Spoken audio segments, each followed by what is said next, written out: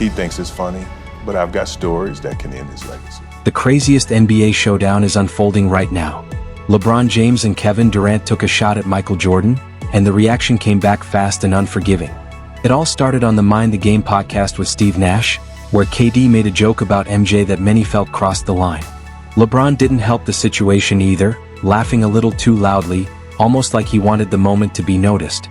This wasn't the usual debate over numbers, legacy, or highlights. They crossed into personal territory, bringing up something connected to Jordan's family, and that made it a whole different situation. You know what I'm saying? You know how hard it is. Some people say, I want to go play baseball. Right? Yeah, and then I want to come back. It struck a nerve, and Jordan didn't hesitate at all. He answered back with a single line that seemed to stop the entire league in its tracks. "He can laugh now, but I've got stories that could erase that legacy." Those words sent shockwaves everywhere, and that was just the beginning. MJ didn't simply defend his name. He pushed the drama further, hinting at supposed receipts and behind-the-scenes stories, including alleged connections LeBron had with shady figures and even rumors of performance-enhancing assistants. Suddenly, this wasn't just talk, it felt explosive. Today we're unpacking it all.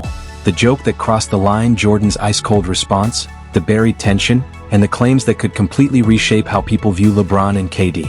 To understand how it reached this point, we have to rewind to the exact moment it all sparked on Mind the Game.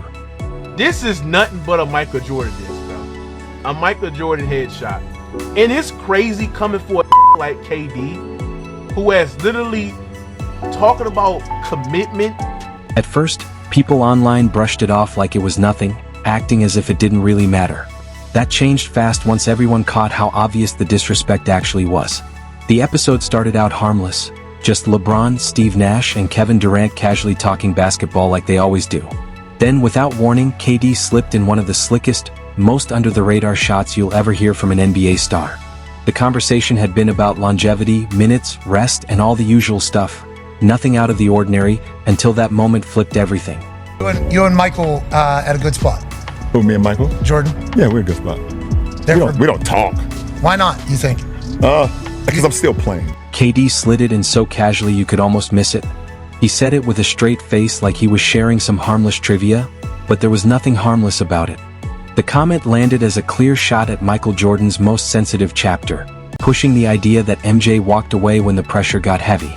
What really stood out wasn't even the remark itself, it was LeBron's response. You can see him fight the laugh for a moment, then completely lose it like the joke finally broke through.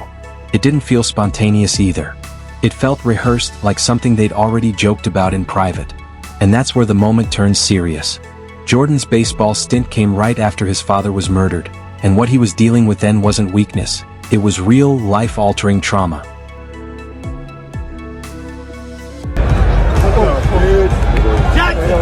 Got it? Okay, guys, everybody. People have always questioned why Jordan walked away for baseball, but anyone who lived through that time knows the truth. He was honoring his father's dream, plain and simple. That's why KD turning that moment into a joke crossed a serious line. He wasn't just cracking wise, he was touching the one subject MJ never treats lightly. Once the clip hit social media, the reaction was instant and brutal. Fans went off, comment sections lit up, and sports creators everywhere refused to brush it aside. The clip got replayed non-stop, dissected frame by frame, and called out without mercy. And let's be honest, KD knew exactly what he was doing. He's a student of the game. He knows Jordan's story inside and out.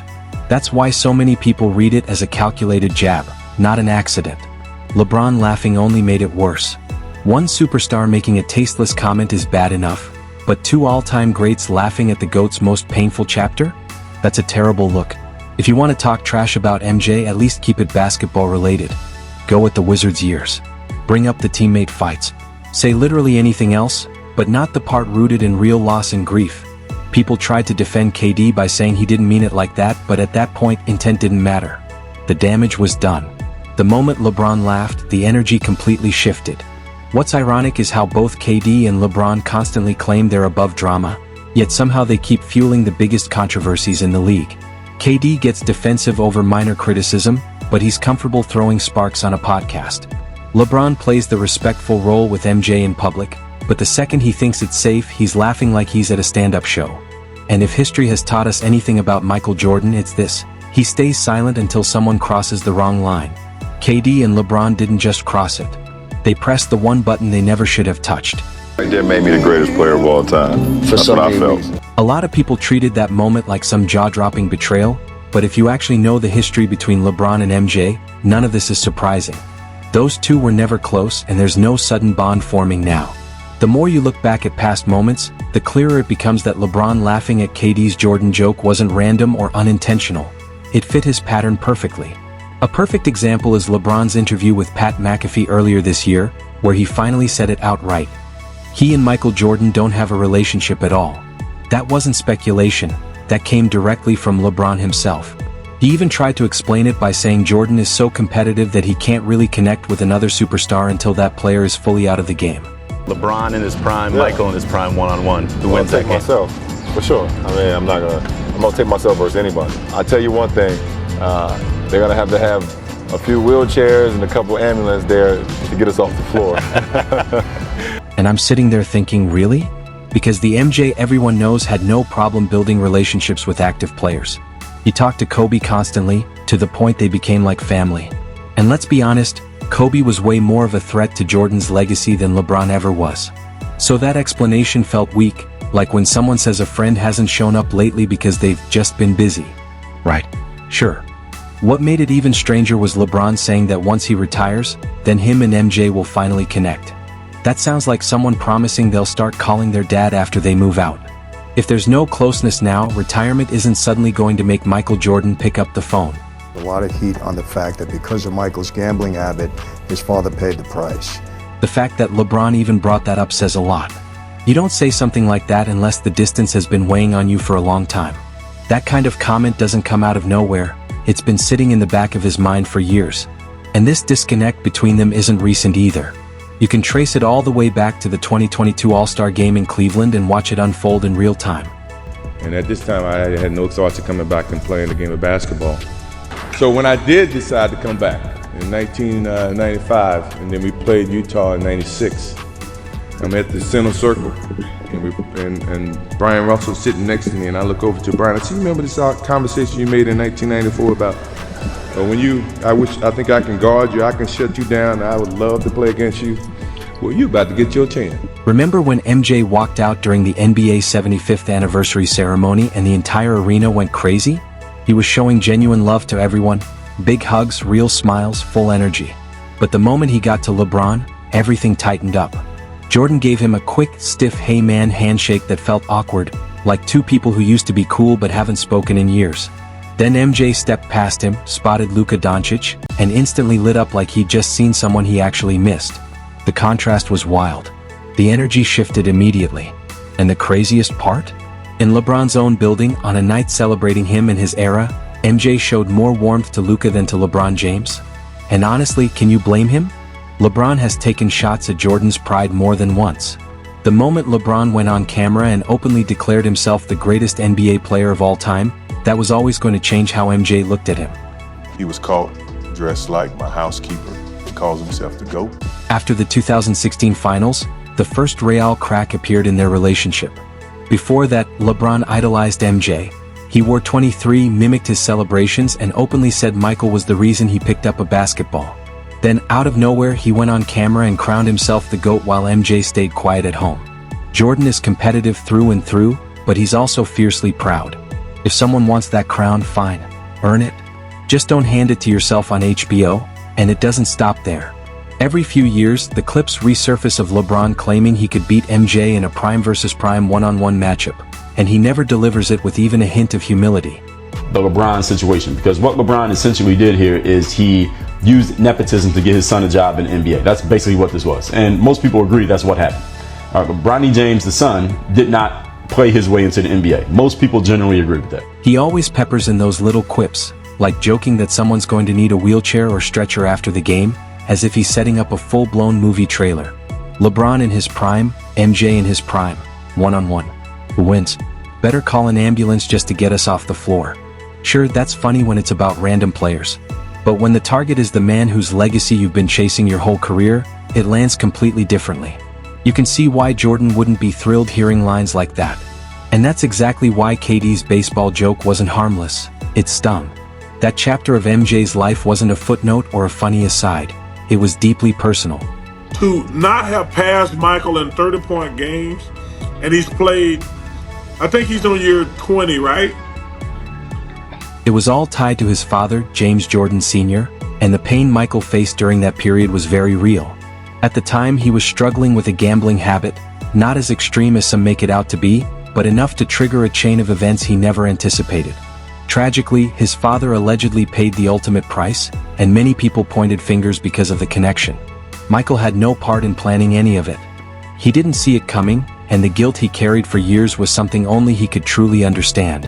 He is a great player. He's sensitive, 100% sensitive. What I said, and I stick by, KD is a great player. But he's going to have to win a championship without the Warriors to get the old heads' respect. And I used the analogy. I said, Kobe Bryant, one of the greatest ever, said, I had to win a championship without you. The baseball chapter wasn't random at all. Michael's father, James Jordan Sr., loved the game. He grew up playing it, taught it to his sons, and always dreamed of seeing one of them carry that passion forward. When Michael stepped away from basketball to play professional baseball, it wasn't some dramatic stunt or impulsive move. He was honoring his father's memory, trying to live a dream for the man who raised him and was tragically taken too soon. The pressure wasn't just personal, it was public. The media exploded. Headlines screamed, "Jordan quits basketball for baseball. MJ escapes NBA pressure." Rumors flew. Conspiracy theories ran wild. None of it was true. But Michael had to live through all of it while carrying the Bulls, the league, his father's loss, and the endless speculation on his shoulders every single day. It was overwhelming, and if you know MJ, you know he doesn't let disrespect slide. Maybe KD's joke or LeBron's laugh would pass with someone else, but with MJ, he remembers everything and responds with sniper-level precision. Just look at his Hall of Fame speech. He didn't show up to be sentimental or soft, he showed up to dominate. Every word, every gesture made it clear why he's untouchable, why he protects his legacy fiercely, and why nobody gets to disrespect him without consequences. That's exactly why KD and LeBron should have left certain things alone. Some topics are untouchable. You can joke about stats, rings, athleticism, clutch moments, whatever, but not that baseball chapter. That was born from real pain. And MJ turned that pain into pure greatness. He took tragedy, pressure, conspiracies, and the entire world watching him, and he still became the greatest player to ever step on the court. If you want, I can also rewrite all your previous sections into one clean, cohesive narrative that reads like a polished article or script. It would really make your story flow like a pro-level feature. Do you want me to do that? Trying to get back your timing and conditioning, really, to be honest, correct? Yeah.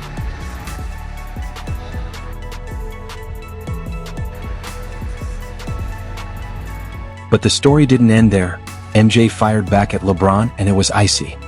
He threw out a line like, "Dress like my housekeeper." He calls himself the GOAT, and the internet froze. Suddenly, LeBron looked exposed, and it hit harder when you remember his own history. That laugh, that moment of seeming levity, didn't exist in a vacuum. Fans who grew up watching real legends dominate have always questioned whether LeBron's greatest ever image fully checks out. To understand why his laugh landed so poorly, you have to look at the moments LeBron created himself. There's that resurfaced video call hyping a wild party, shouting like everything was fun and harmless. The problem? When situations went sideways, LeBron suddenly went quiet. For someone projecting a clean, good guy image, being tied to chaos doesn't look great, especially when you're constantly being compared to MJ, and then there's power, influence, and control. LeBron has moved pieces behind the scenes for years, shaping trades, rosters, and rotations. Fans notice. Every questionable move adds fuel to the legacy debate. Add performance-enhancing rumors, the Jeff Teague clip about testing, the Dante West rumors, the front office maneuvering, and the never-ending media scrutiny. LeBron's history has plenty of moments that make his public laugh look tone-deaf. Then there's KD. Elite on the court, no question. But his off-court history makes this joke land even worse. Burner accounts, super team decisions in OKC and Golden State, Brooklyn chaos, passive-aggressive social media posts. His legacy has blemishes too. And unlike MJ, KD doesn't respond with silent, surgical precision. He either snaps publicly or hides behind indirect shade. You can't poke at the GOAT when your own record has gaps and your reactions betray defensiveness. Look at history. Legends don't forget. Dwight Howard got roasted by Kareem in 2013. Lance Stevenson became a meme after messing with LeBron in 2014. Shaq spent his career destroying anyone who talked slick. Disrespecting a legend almost always comes back around, and MJ isn't just any legend. He's the GOAT. Rings, cultural influence, dominance, intimidation. Untouchable. So when KD and LeBron laughed, they weren't just making a joke. They were poking at a chapter MJ holds sacred, a chapter rooted in real pain, loss, and legacy. That wasn't clueless behavior, it was arrogance. And MJ's response? He lets the record speak for itself. He waits, watches, and corrects history as it unfolds. He hinted he has stories that could damage LeBron's legacy, but he likely won't drop them. That's not how MJ operates. Time, performance, and sheer dominance do the talking for him. If you were MJ, would you let that slide? Exactly. This isn't just about stats or highlight reels, it's about defending a throne, and MJ's been doing that his entire career. Legends don't forgive easily, and disrespect isn't taken lightly. KD and LeBron just learned that the hard way.